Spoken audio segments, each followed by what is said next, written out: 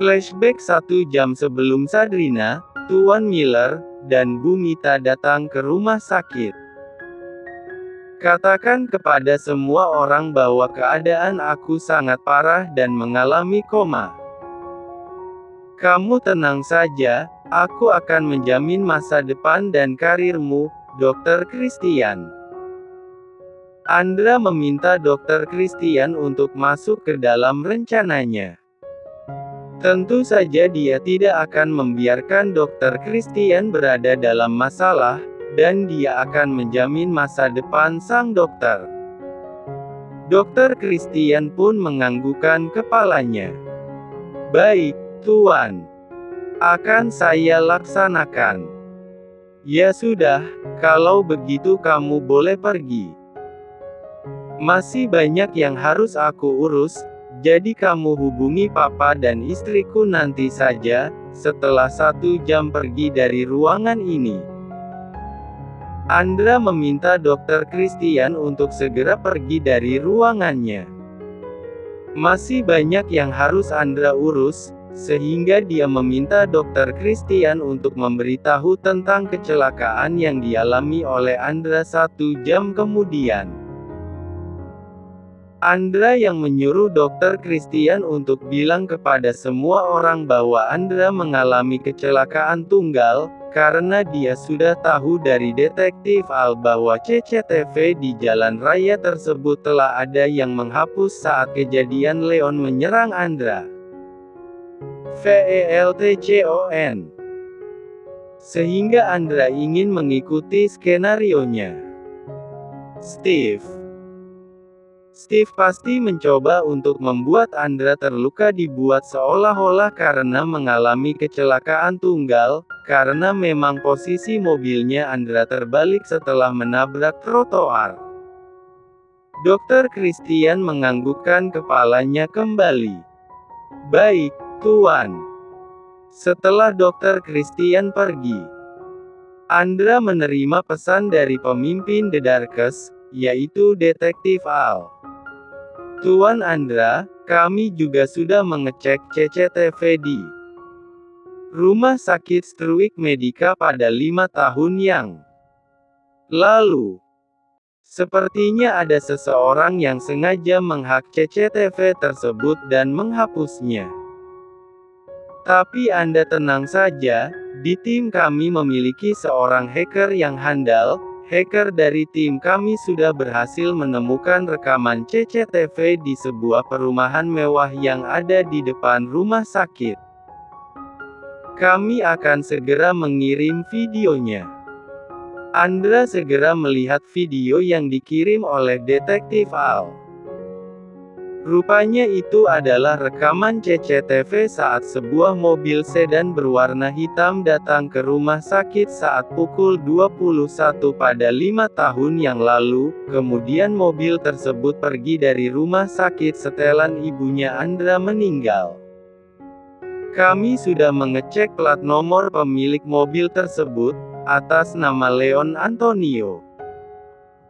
Dia terlihat sedang memakai baju dokter. Maafkan kami sudah meretas data di rumah sakit Struik Medica, tidak ada dokter yang bernama Leon Antonio. Andra segera mengzoom rekaman CCTV tersebut, dia memicingkan matanya ketika melihat wajah Leon dengan sangat jelas setelah membuka maskernya. Rupanya Leon adalah pria yang menghadang mobilnya dan menyerangnya dengan pisau. Bukankah pria ini yang mencoba untuk membunuhku? Andra memperhatikan wajah Leon dengan seksama. Dia sangat merasa yakin bahwa Leon adalah orang yang menghadang mobilnya dan berusaha untuk membunuhnya. Andra segera mengirim pesan kembali kepada Detektif Al.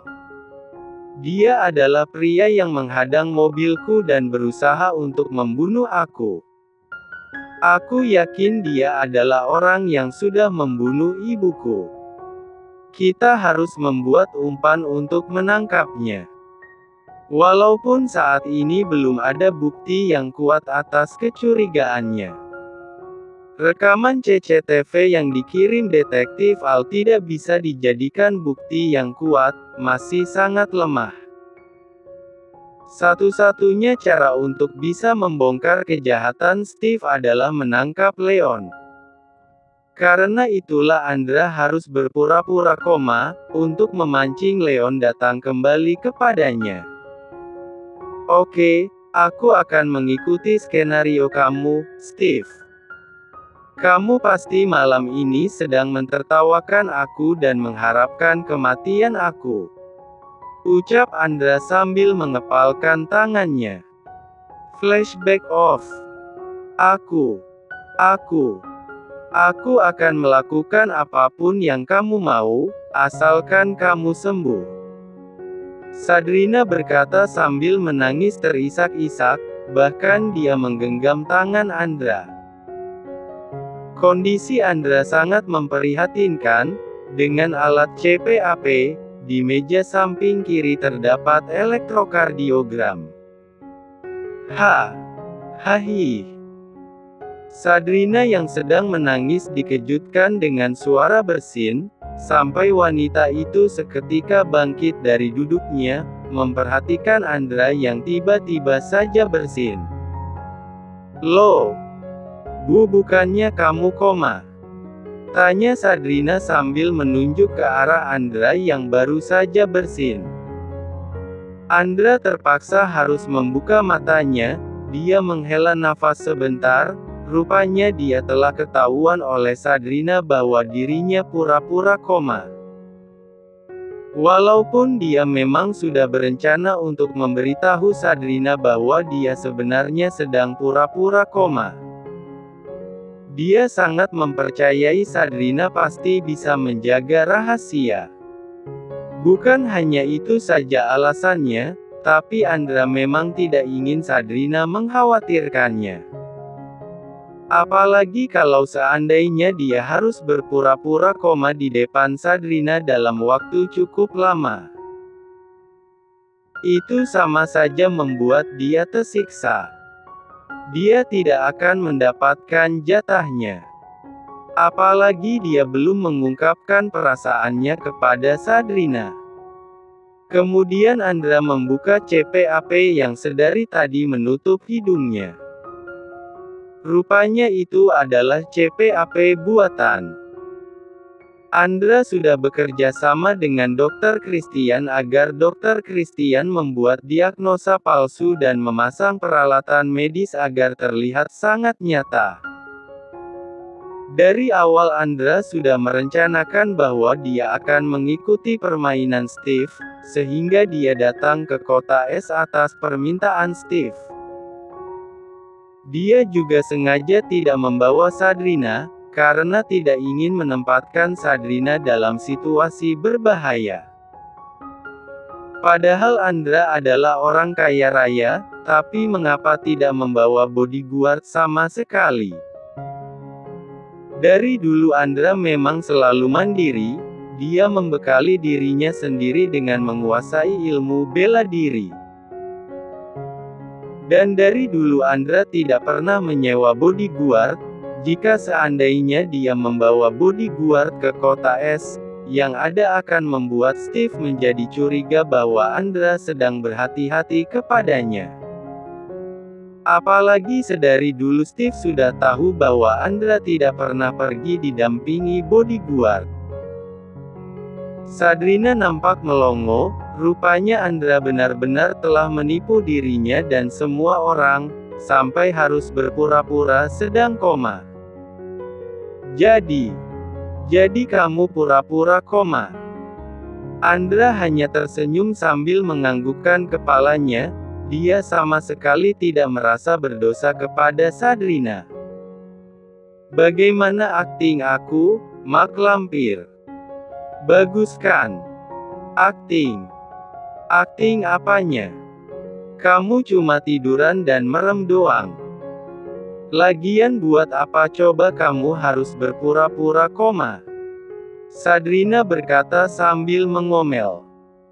Andra hanya tersenyum sambil memandangi Sabrina, dia sangat senang melihat sikap Sadrina telah kembali seperti dulu. Sebelum dia pergi ke kota es, sikap Sadrina sangat dingin dan banyak mendiamkannya. Justru Sadrina malah semakin kesal dengan sikap Andra yang sama sekali tidak merasa bersalah kepadanya, padahal dia telah mengeluarkan banyak air mata untuk menangisi Andra, tapi rupanya Andra telah menipunya. Pria itu rupanya hanya berpura-pura koma. Andra segera berdiri dan berjalan mendekati Sadrina. Justru berakting berpura-pura koma itu sangat menyiksa. Sampai aku dari tadi harus berusaha sekuat mungkin untuk menahan bersin. Padahal hidungku sangat gatal sekali. Memang benar, Andra merasakan hidungnya gatal sedari tadi, tepatnya saat sang ayah dan ibu tirinya datang untuk melihat keadaannya. Sehingga dia tidak bisa menahannya lagi setelah Sadrina datang untuk melihat keadaannya. Itu salahmu sendiri. Buat apa juga harus berpura-pura koma? Kamu sudah menipu aku, kamu juga sudah menipu papa kamu. Padahal, Sadrina tidak meneruskan perkataannya. Dia membulatkan matanya ketika Andra tiba-tiba saja merengkuh pinggangnya, dan membuat bibir mereka menempel.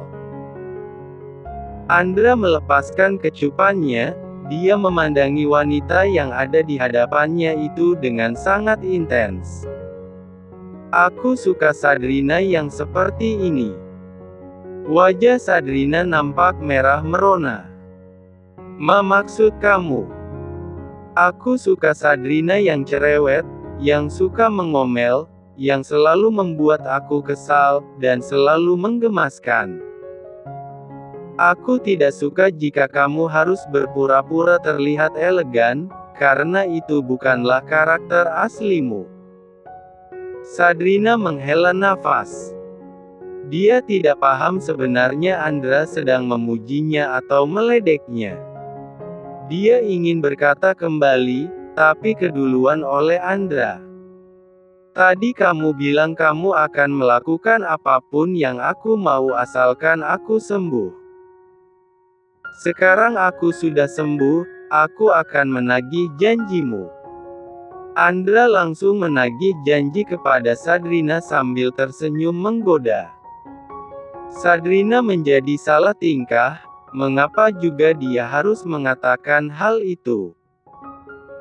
Mungkin karena dia terlalu terbawa perasaan sangat sedih melihat keadaan Andra yang dia pikir sedang koma. Tapi rupanya Andra malah membohonginya. Tadi aku hanya... Sadrina tidak meneruskan perkataannya, karena tiba-tiba saja Andra semakin mengeratkan pelukannya pada pinggang Sadrina, mencium kembali bibirnya Sadrina yang sangat manis. Padahal mereka tidak bertemu hanya belasan jam saja, tapi rasa rindu yang Andra rasakan sangat menggebu. Ruangan tersebut dijamin aman, sehingga dari pihak rumah sakit tidak akan tahu apa saja yang akan Andra lakukan. Bahkan Andra sudah memasang CCTV di ruangan tersebut, hanya dia sendiri yang dapat mengaksesnya. Sebelum bertarung dengan Steve, Andra sangat membutuhkan penyemangat dari Sadrina. Sehingga dia ingin menagih janji kepada Sadrina yang mengatakan akan melakukan apapun yang Andra inginkan asalkan Andra sembuh. Kepala Andra memang terluka, tapi dia hanya mengalami luka ringan. Sehingga Andra langsung menagih janji kepada Sadrina. Awalnya Sadrina menolak, mungkin karena sebenarnya dia sangat kesal kepada Andra yang telah menipunya. Pria itu berpura-pura koma, membuat Sadrina sangat mengkhawatirkannya.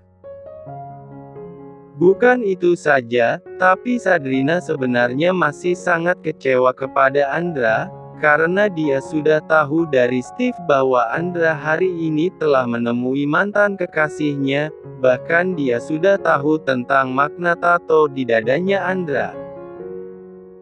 Membuat Sabrina merasa bahwa Andra bersikap manis kepadanya hanya saat membutuhkan tubuhnya saja, tapi di hatinya memikirkan wanita lain.